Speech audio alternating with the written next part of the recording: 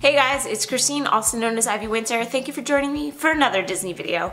Today we're going to be talking about some of the worst Disney World advice that I have heard, and I actually called on you guys to send me some of the worst that you've heard, because I think we've all been there where we've overheard it from someone else, or maybe we got the bad advice on our first trip, and I feel like it's my duty to make sure that other people don't fall into these same traps and get the same bad advice. So you guys sent me a bunch of stuff, and I had a couple of things in mind as well, and it really narrowed down to a couple of categories, and we're gonna go over them today. This is not all of the bad advice I've ever heard, but this is some of the really, really big ones. So I want to thank all of you who participated in sending me what you've heard. It was just really great to hear all of the bad advice that you guys have seen or heard in your lives before, and it's pretty terrible, let me tell you.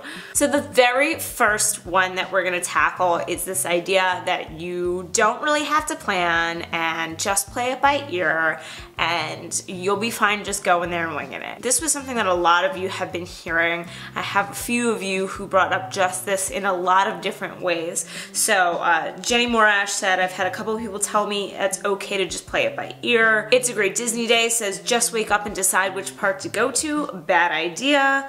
Priscilla Helena says, just wing it through the entire trip. You don't have to plan every minute. And that's the same person who ends up standing 3 hours in the Flight of Passage line. So true. Along with that are people who have said fast passes aren't necessary with some of the worst advice they've heard. That comes from Jimmy Good, as well as one from Joni, which says you don't need dining reservations for sit-down meals. So all of that kind of goes together as some of the worst advice in terms of not planning. I am a proponent of not over planning. I think that Disney can become burdensome when you feel like you need to plan every single minute of the day, and I don't think that is necessary at all.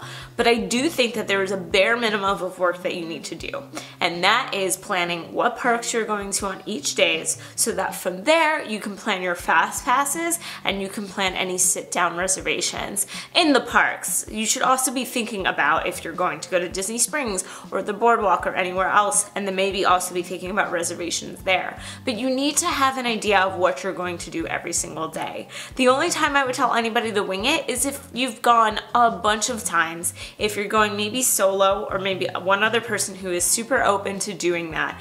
And then sure, I think absolutely winging it could be a fun, weird experiment, but with the caveat that you know that you probably won't get to do a lot of things, and if you are a vet of going to Disney World, you might not mind that so much.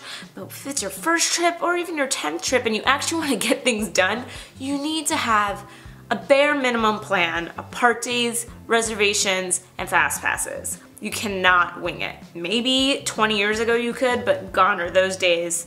It's terrible advice, do not take it. The next bit of advice is specifically about fast passes. Now we already heard that somebody said before one of their worst pieces of advice was not making any at all.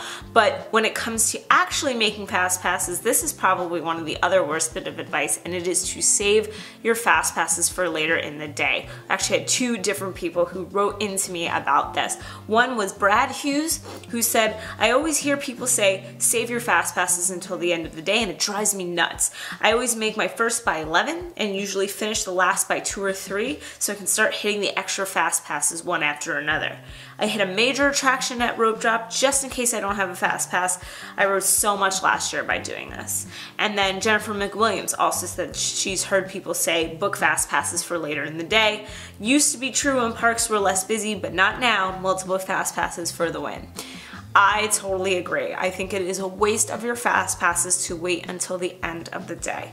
People have this thought that if they get to the park at opening, they're going to be able to spend half their day on low lines doing everything they want, and it's not quite true anymore. Again, to Jennifer's point, it used to be years and years ago. Now you're gonna find that you're gonna hit a park at Rope Drop and maybe get a couple of hours before the crowds really start to come in, and so you're gonna be able to do a couple of rides. And I do agree with Brad's take on hitting that big ride first especially if you don't have a fast pass. So maybe it's 7 Doors at Magic Kingdom, maybe it's Flight of Passage at Animal Kingdom, because everyone's gonna be rushing there anyway, and the lines will only get longer as the day goes on. You're not really gonna find shorter lines unless you're alternatively getting in line right before park closing, and even then, it's not gonna be as short as first thing in the morning if you wake up early enough. But after that, you're gonna start to see that lines are already starting to build up. So you should have your fast passes early in the morning, because you cannot get a 4th fast pass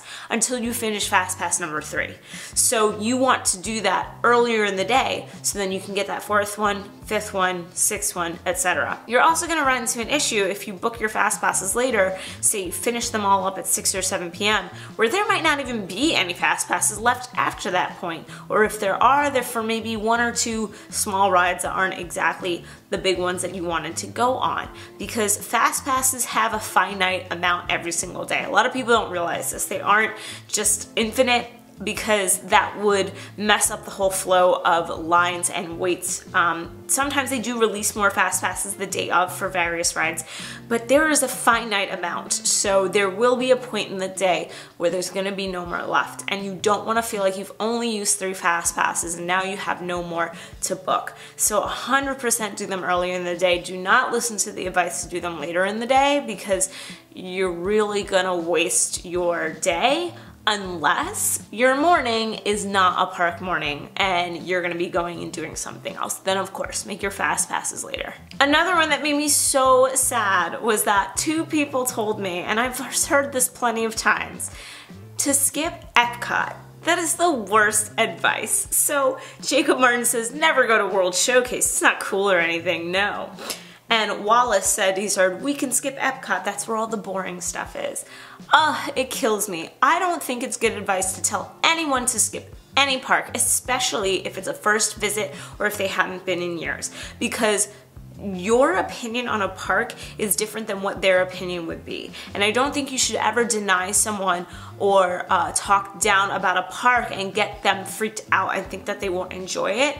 They should be able to experience it. Now, there's definitely some good advice in how much time you should spend on each park, and maybe you talk to the person and you say, well, what appeals to you more, to help them decide, like maybe they want to spend more time in Magic Kingdom overall versus Epcot. But I would never tell somebody, don't go to Epcot, it's boring. Don't go to Animal Kingdom, it's boring. A lot of these parks get these bad reps from people who just don't enjoy them as much, which is totally cool and totally fair. But I think it's really poor taste to tell people to completely skip parks, especially if they have the time to go to them, because they're there, they've spent the money, and they should enjoy everything that Disney has to offer. Also, I think World Showcase is absolutely beautiful and amazing, and I love talking to the cast members there, and whatever, who doesn't like shopping and drinks and food? Come on, it's like universally beloved things. And then another piece of bad advice is that Florida is always beautiful, so just pack for summer weather. And this was another one that a few people wrote into me about. So Jimmy Good said, Florida is sunny and beautiful all the time, so don't bring rain gear or sweatshirts. And then Ian Joey Aronoff said, don't bring a poncho. Yes, it rains, but it's so hot that your clothes will dry in a matter of minutes. Both bad bits of advice. Florida weather changes so much, and it also depends on the time of year.